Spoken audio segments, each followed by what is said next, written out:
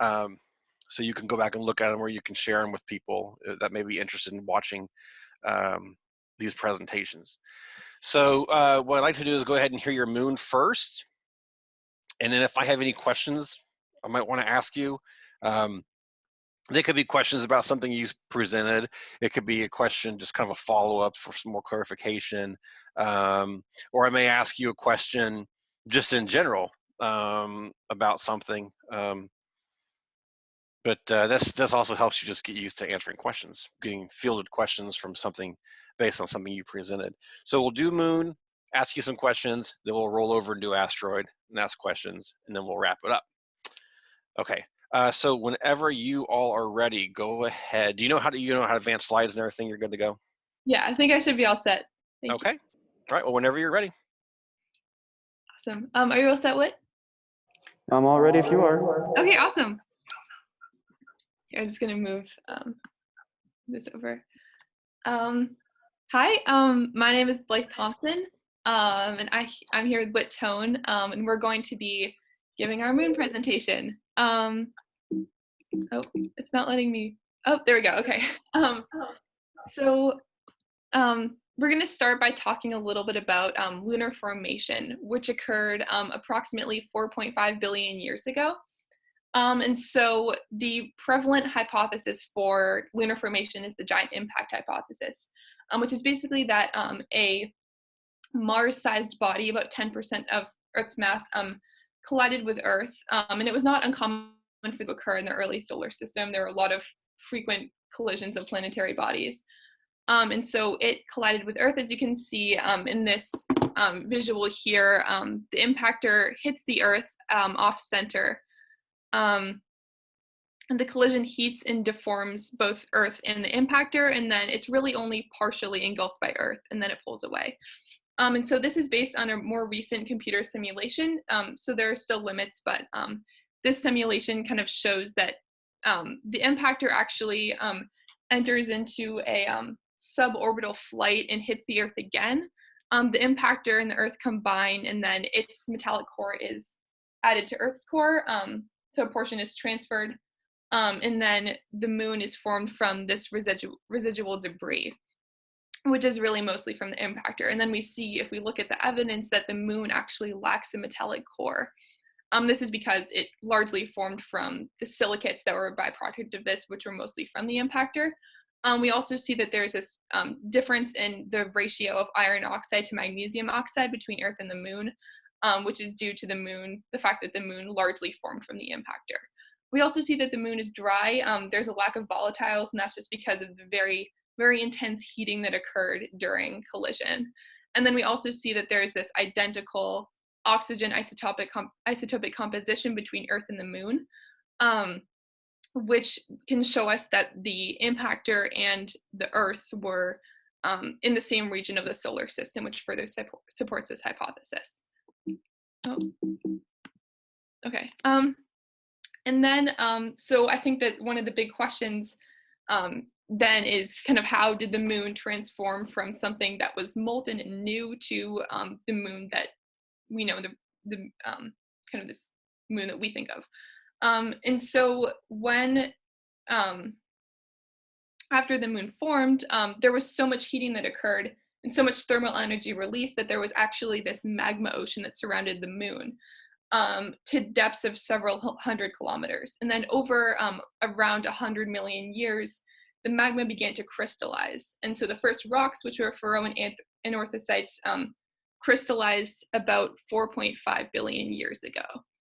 And then we see that there's this kind of subsequent formation of other highland rocks and other rocks forming the lunar crust.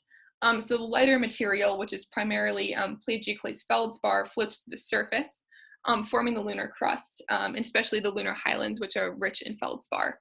And then the heavier materials and compounds, so especially olivine and pyroxene, sink, which form the moon's mantle, as you can see from this visual.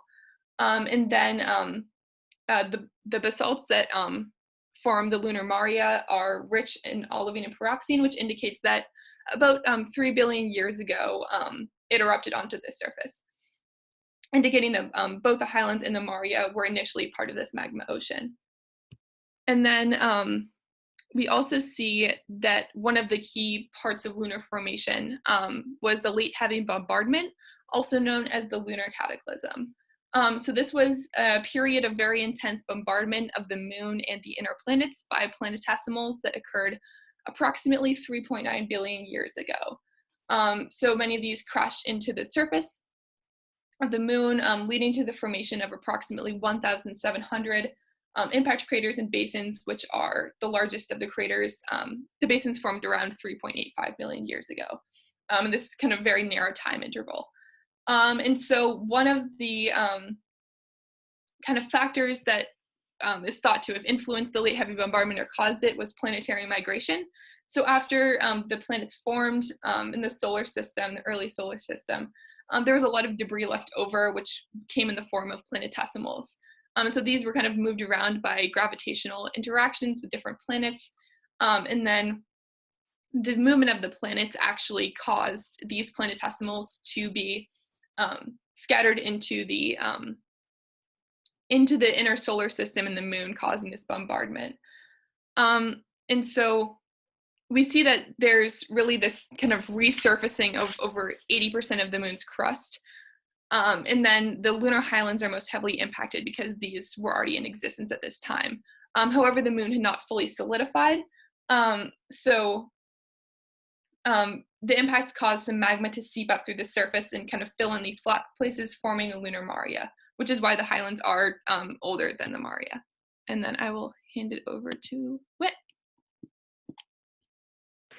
Yeah, so a result of kind of all of the late heavy bombardment and lunar formation is a variety of lunar structures and features that kind of vary throughout the near side and the far side of the moon. So the far side, the terrain is more cratered and more rugged with fewer lunar seas or maria, or I hope I'm pronouncing that correct. And throughout the moon, there are also, well, first the highlands were formed 4.1 billion years ago while the moon cooled, as Blythe said. And the maria are the dark areas, which were formed later by volcanic eruptions, which is why, sorry, I just have to move. Sorry, which is why there are younger structures than on the highlands.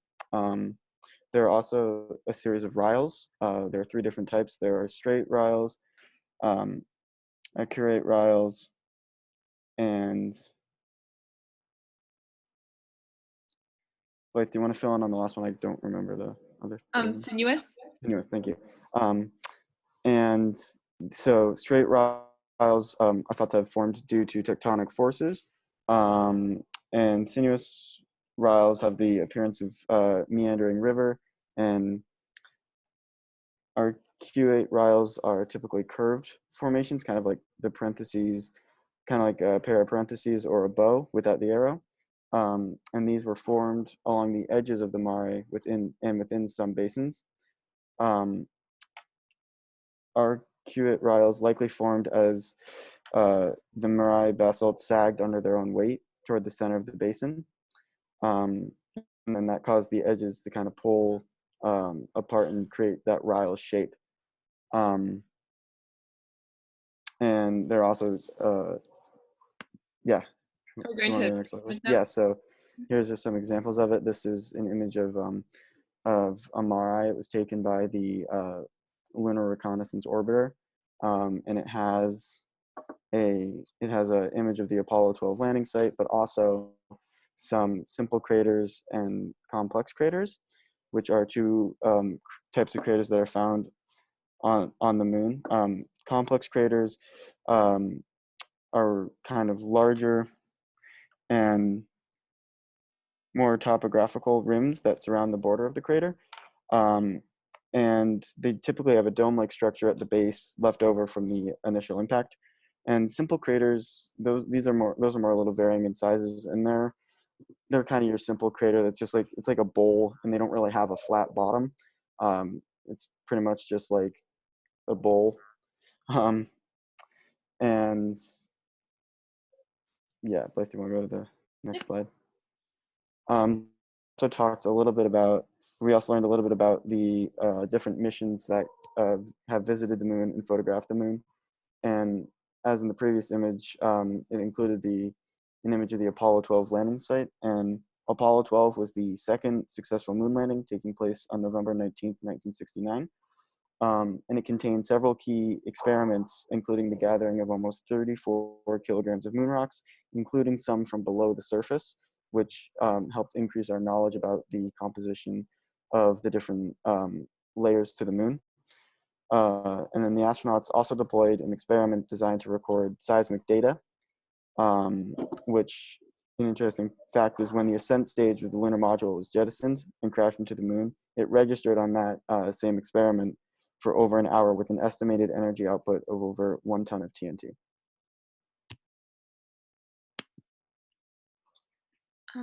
So for image 2, we categorize this as Hadley Rill. So this is a sinuous rill, which are basically, this is a close-up image, but they're essentially ancient lava flow tunnels. And so these are meandering, like Whit said, and they're also often near craters.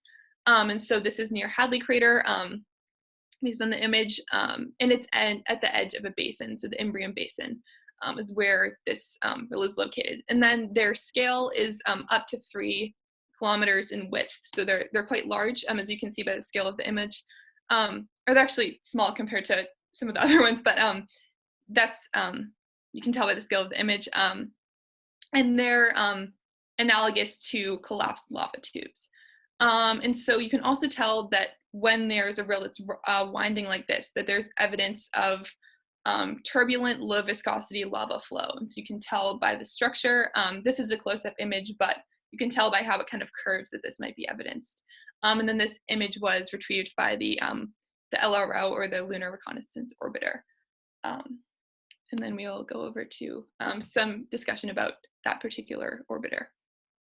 So the Lunar Reconnaissance Orbiter, or LRO, is a satellite that was launched in 2009, and its mission was originally scheduled out to be about 1 year, but it has currently surpassed that now, and is still taking very high quality photos. Some of the highest quality photos that we can get from a satellite-based telescope.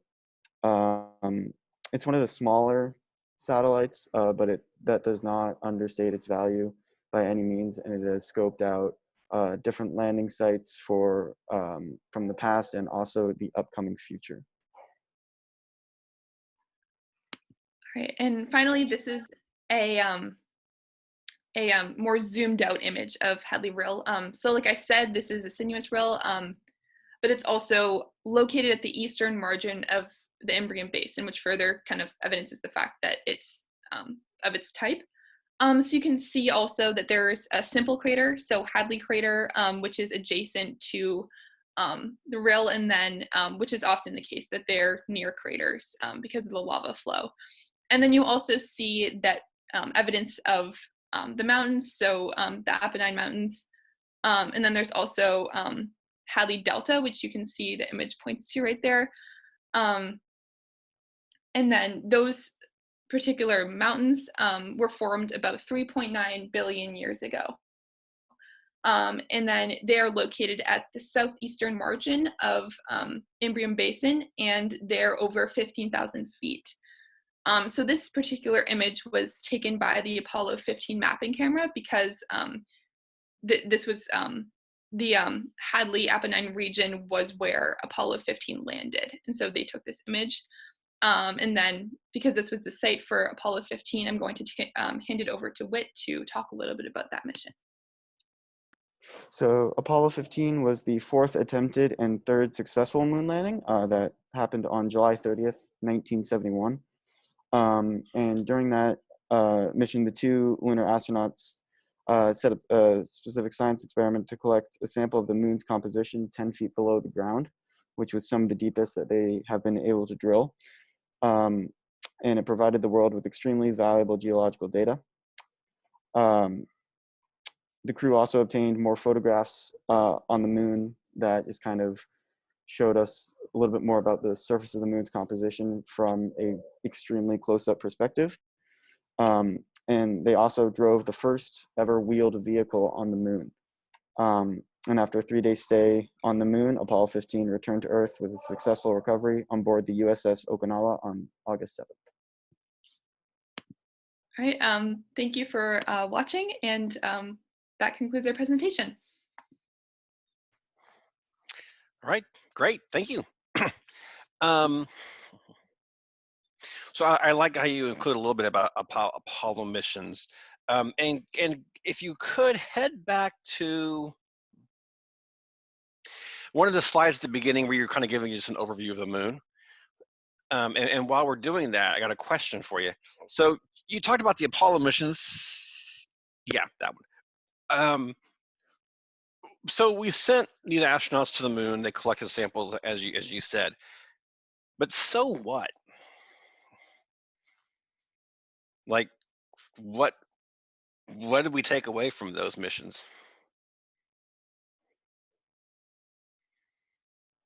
Blythe, do you want me to?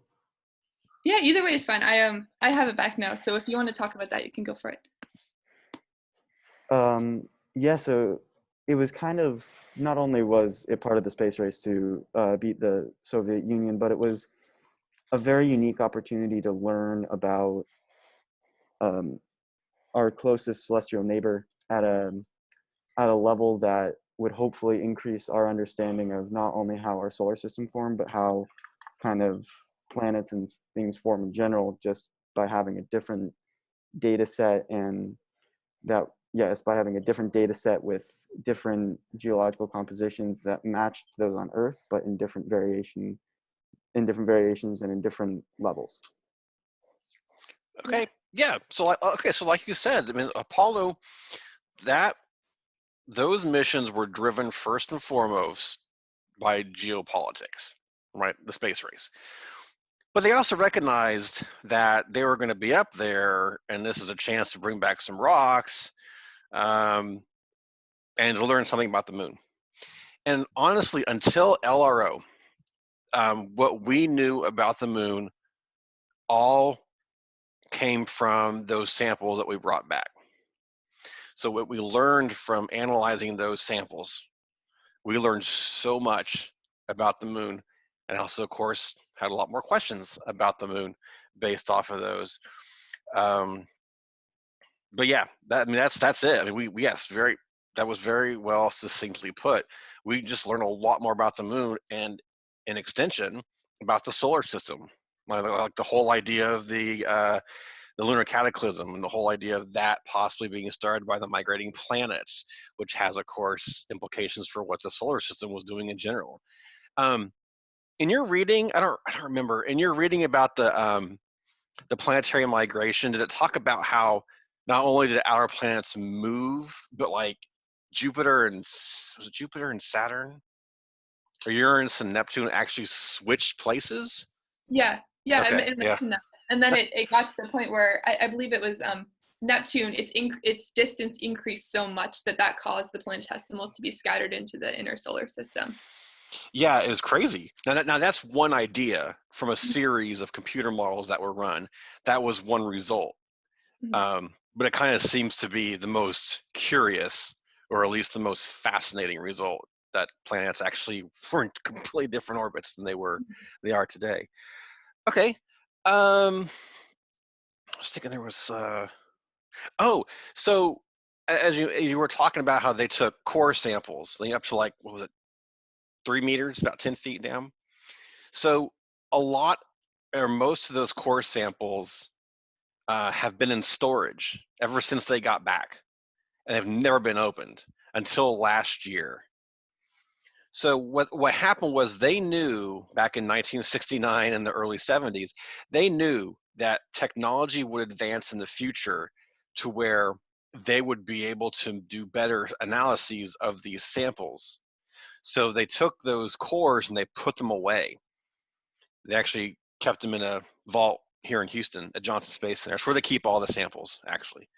And then they started a program a couple of years ago to have scientists start writing proposals to open these core samples for the first time ever and analyze them.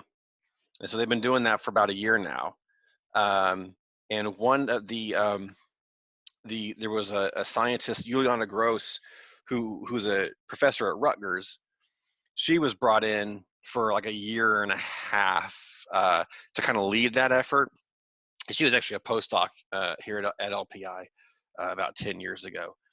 But that's pretty cool. I mean, we are just now opening these things after more than 50 years because the technology has just gotten better. And what's great about it, like I said, is they knew that would happen. And so they purposely kept samples held back to wait for the technology, which is pretty forward thinking of them. I would think. Of course, the scientists did that, not the engineers. So your point A on here, so the moon does have a metallic core. It just has a relatively small one. Okay. So that's a pretty important distinction, right? Okay. So just something to remember. And so and these readings, when we put these together, we're kind of old, as you can imagine. So point C, yeah, there's no lakes and rivers on the moon.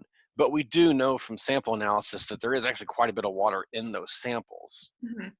Mm-hmm. Again, not that you get your hand wet if you pick the rock up, but we know it's there, and it's in higher amounts than we would think. So that's been a pretty significant discovery. Okay. Really, just in the past probably 5 years. Okay. But I understand we gave you a lot of stuff to read and a lot of stuff to digest, and some of that probably isn't as updated as it should be. So I apologize for that. But again, this isn't to be critical. This is just to help you guys understand and know a little more. Okay, go to the late heavy bombardment slide. Yeah. Yeah, there we go. All right. So actually, you had said something in here, so that question doesn't matter because you actually kind of answered it later anyway. In your last bullet here, you have the term brecciated in parentheses. Mm-hmm. So what does brecciated mean in this context? I believe it means that it just means that they're heavily impacted, and so the rocks are kind of like based on the surface of that image. Would that be kind of the descriptor? Because it's heavily impacted. Gotcha. Okay. Okay. So, brecciated actually. Okay. Okay. Thanks, Wendy. So brecciated means. So have you taken like an earth science class yet? Has anybody taken an earth science class yet? No. Okay. Kinda. So in earth science, you'll learn about different types of rocks. And one is called sedimentary rocks. Now, some of these are what they call brecciated, where there are several rocks that have been broken up over time, and then they come together and fuse to make a new rock. Okay. And you can see all the little bits from the previous rocks that have come together and cemented to make a new rock. So on the moon, of course, there's no weather or wind, there's no water or wind to create a rock like that, but impact events can fuse different rocks together. Okay. And form new rocks. So that's in the moon, when we talk about impacts and brecciated rocks, that's what we're talking about. Okay. Impact cratering is just impact cratering. Okay. And image 1, real quick. No, sorry. The first image you analyzed, that one. Oh, sorry. This one? There you go. Yeah. So all the craters in that image actually are simple. Okay. Some of them look like it because it looks like there might be something down there that's like a peak. What that probably is a boulder. Okay. That maybe was ejected from another impact somewhere and it rolled down into the floor of the crater. There is a particular there's something called a transition diameter, and this diameter, it's a number, it's a range of numbers, but it's different for each, like the Mercury, Mars, Earth, and the Moon, and that's where craters stop having simple features and they start having complex crater features. Mm-hmm. And all the craters in this image are too small. They're below that transition diameter. But if you've ever seen a picture of Tycho crater or Copernicus crater, those are complex craters, and those are really obviously not bowl-shaped craters. So, another thing. Okay, there are some other things we could talk about, but it's not really necessary. Okay. Let's go ahead. But good job overall. That was great. Thank you. So let's go ahead and go to the asteroid presentation, and go ahead and start that when you get it up. Who's going to share it? Dion, you're going to share I your have to do things. Ugh, it's being bad with its you have to allow the thing to share. You know that Zoom does. Un Are you able moment. to,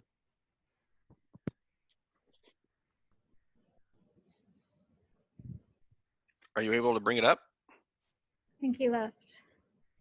Oh. Henry or Nathan, do you have it? The presentation? Yeah, could you share your screen?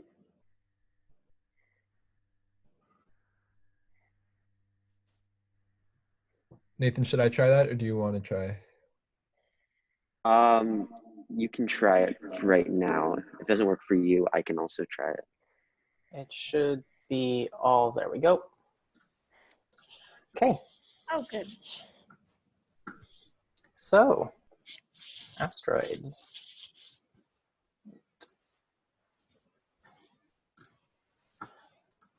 Okay, so just a quick overview of types of meteorites, because later in the presentation this will actually be kind of relevant. So first we have stony meteorites, which are generally composed of 75 to 90% silicon-based materials, 10% to 25% nickel iron alloy, and trace amounts of iron sulfide. They're the most common meteorite, comprising 94% of observed meteorite falls. Stony meteorites are separated into two categories, chondrite and achondrites. Chondrites contain chondrules, which are almost perfectly spherical silicate particles, which is the image is of a chondrite meteorite.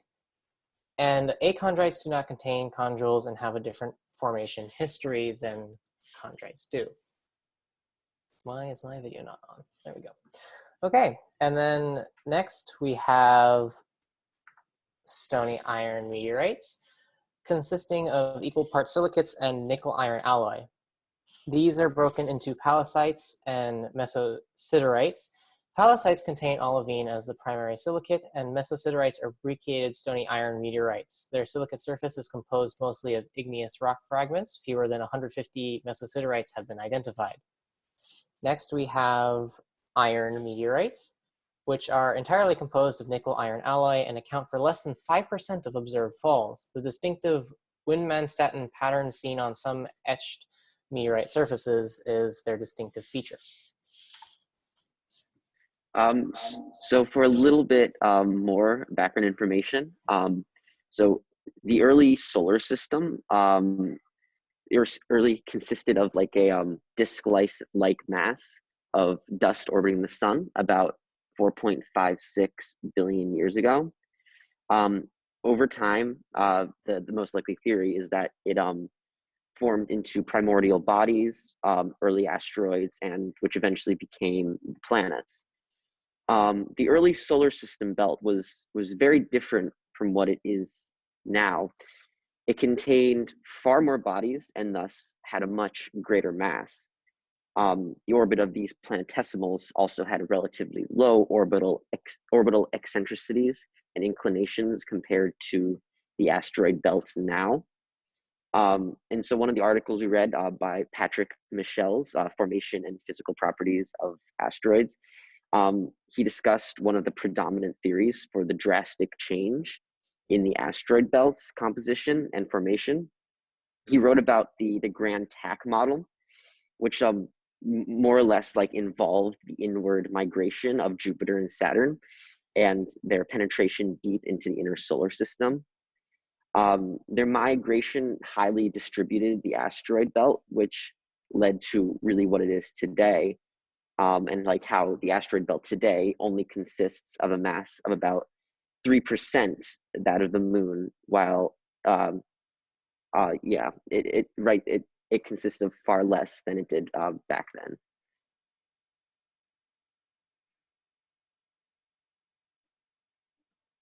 So So one of the images we were given was the Irikawa asteroid.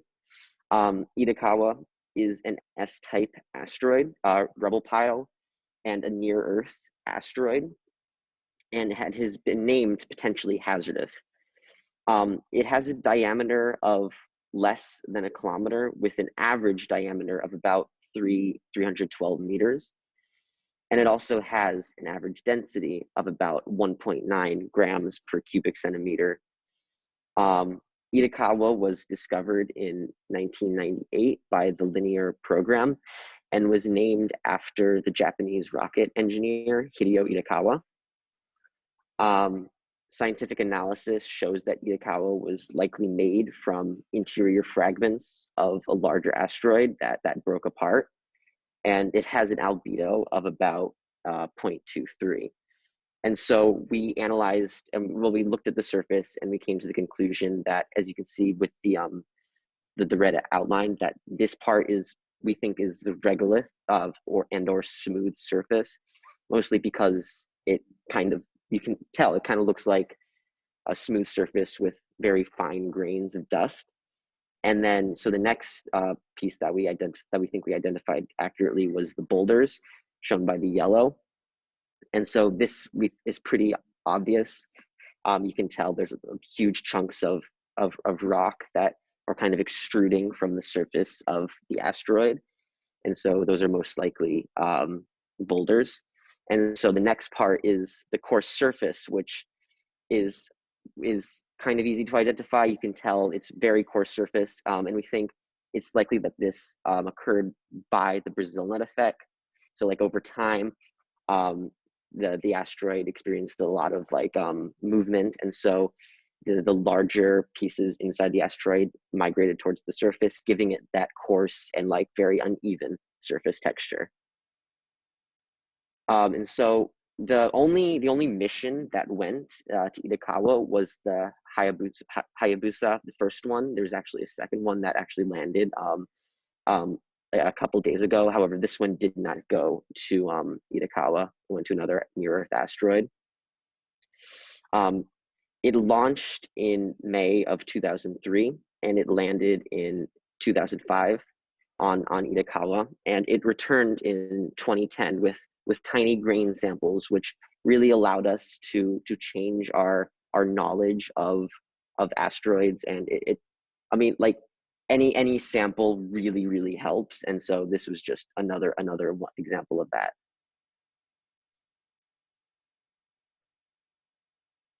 So this image depicts 4 Vesta, which is a very unique asteroid. It's much closer to spherical than most other asteroids. It has a mean diameter of 525 kilometers, and in terms of both mass and volume, it's the second largest asteroid in our solar system. It's also the brightest asteroid in our solar system, with an albedo of 0.423. It is a V-type asteroid, or Vestoid, which of course were named after Vesta. V-type asteroids make up about 6% of the main belt. HED, or Howardite-Eucrite Diogenite meteorites, which are a type of achondrite stony meteorites, are thought to have originated from the crust of Vesta. Vesta has, oh, sorry, I moved a tab somewhere. Vesta has an iron core, a silicate mantle, and an igneous crust. Its surface is comprised of a regolith, and how we talked about with the moon, it also underwent brecciation from impact cratering. NASA's Dawn satellite is the only spacecraft that has visited Vesta. It orbited from July 16th, 2011 to September 5th, 2012. And the image up here was taken by Dawn on July 23rd, 2011. The data that Dawn collected caused scientists to theorize that Vesta is the only remaining example of the large planetoids that came together to form the rocky planets during the formation of the solar system. The Hubble Space Telescope was also able to observe Vesta when it came closer to Earth than normal in 1996, and it was able to map the surface. In this image, you can see several craters, which I think Whit talked about earlier about simple versus complex craters. And these ones look mostly simple because they have a smooth bowl shape, a lack of a central peak, and relatively large depth to diameter ratio. However, 4 Vesta also has 2 very notable complex craters. Nathan, if you could go to the next slide. Thank you. So, oh, it's not showing up in our presentation. There's like, it outlines the craters. There we go. This topographic map from the Dawn mission, the Dawn satellite photographed this, shows the Rhea Silvia and Venania basins in the southern hemisphere of 4 Vesta, with red showing the highest elevations and blue showing the lowest. The Venania basin, which has been partially overlapped by the Rhea Silvia basin, covers 70% of Vesta's diameter. The Rhea Silvia basin, which covers 90% of Vesta's diameter, is believed to have been the impact that created the Vesta family and V-type asteroids. And these are some of the largest impact craters in the solar system.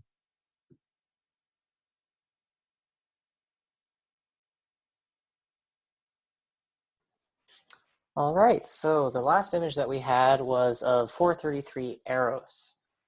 433 Eros is an S-type near-Earth asteroid. It has an albedo of 0.07, and the NEAR spacecraft Shoemaker first flew by Eros on December 23rd, 1998, at a distance of about 2,400 miles, or about 3,800 kilometers, and found that the asteroid was smaller than expected and had 2 medium-sized craters, a long surface ridge, and a density similar to that of Earth's crust. Seismic shaking is said to have shaken most of the impact craters into rubble. NEAR scientists have found that most of the larger rocks strewn across Eros were ejected from a single crater in an impact approximately 1 billion years ago. Those craters are outlined in blue. Or, sorry, not craters. Boulders are outlined in blue. Let's see.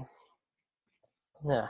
This event may also be responsible for the 40% of the erosion surface that is devoid of craters smaller than 0.5 kilometers across. It was originally thought that the debris thrown up by the collision filled in the smaller craters.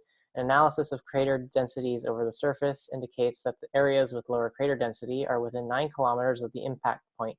Some of the lower density areas were found on the opposite side of the asteroid, but still within 9 kilometers. So just a quick overview. The NEAR Shoemaker probe was the first probe to orbit around 43 Eros, and it was just mostly taking pictures. It did not land on 433 Eros. And sources. That's it. Okay, very good. Thank you. Both those presentations were well done. One thing I liked from your asteroid presentation is you went a little extra, took a little extra step, and you found that elevation map of Vesta and pointed out the locations of those 2 basins. That was really cool. That was very, well, it was extra. You didn't need to do that, but you went and you found it and you did it. That was pretty cool. I was happy to see that. Overall, I don't really have too much to say from this presentation. The asteroid presentations are pretty quick compared to the moon one. There's not too much to say about them in terms of their geology. Now, had we asked you to maybe do a little more analysis of them, including, like looking at some spectra and maybe some meteorites or things, then it could have been different, but I didn't really want to worry about that too much, partly because it's not likely you'll do a project that has to do with samples of asteroids or looking at spectra. It doesn't mean you won't, but there's only been a few in the past that have done that. So I'm not saying you can't, it just hasn't happened. Along those lines, there is a scientist who's been an advisor and a judge in our program in the past, and she, I don't know if she manages or she just works in the meteorite lab at Arizona State University. And she told me that if any of our teams this year are wanting to do studies that might involve doing analysis of meteorites, depending on what exactly would need to be done, and that was something that would be something you work out with your advisor, she could possibly help out with that by choosing some samples they have there in their lab and doing some analysis of it and getting you that data. That's pretty cool because in the past we've always told students that you guys don't have mass spectrometers, you don't have scanning electron microscopes, you just don't have that kind of equipment in a high school level. but we have somebody who's actually willing to help you get that kind of data if it turns out you need it or it's helpful. So that's really cool. I'm actually really glad she